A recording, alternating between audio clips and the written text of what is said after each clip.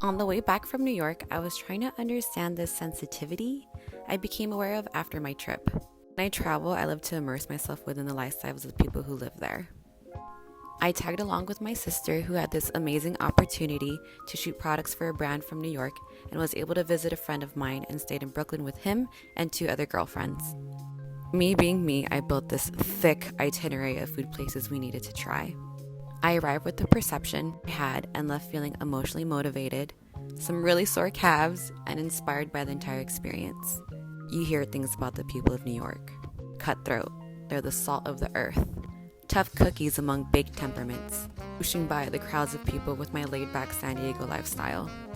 I was intimidated by the efficiency of such a huge city, and it only took me 2 minutes to understand that they only had one definite driving force behind its confusing human current: hustle. I mean this in a way of financial and personal goals. I can see somebody not knowing much about themselves, moving here, and forced to learn what they truly want and need, among the ever-changing factors of everyone and everywhere else this city seems to thrive on.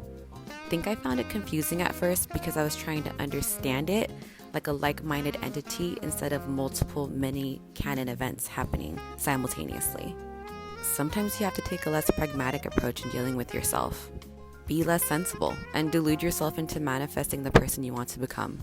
And in doing so, trying everything and having faith in yourself to understand if it's for you or not. You can't trust everyone and everything, and that's the part you realize you can't control. You can, however, learn to rely on yourself when things get turbulent, being your own totem, if you will.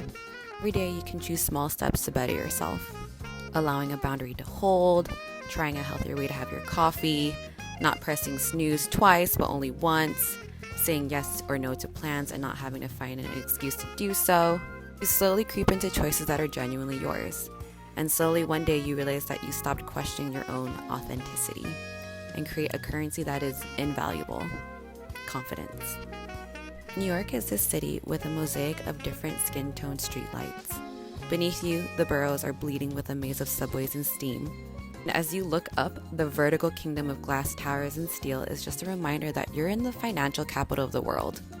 The land of opportunity and exhaustion, the lullaby that it chooses for you, is a symphony of sirens and restless pulse of ambition among its red maple trees and American elm. So what better canvas to push yourself than New York? The people here can be a bit hasty, but I think it's inspiring to walk away from things that no longer serve you.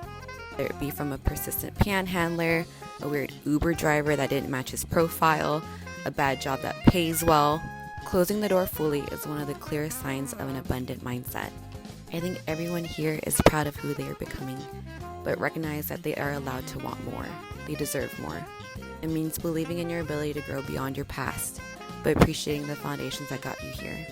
Confidence comes from honoring all of the little promises you make to yourself.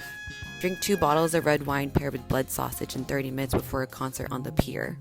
Order those grisly pieces of cartilage marinated in fish sauce, even if your friend doesn't like it, or that weird pizza-flavored cocktail. If you want to try it, do it.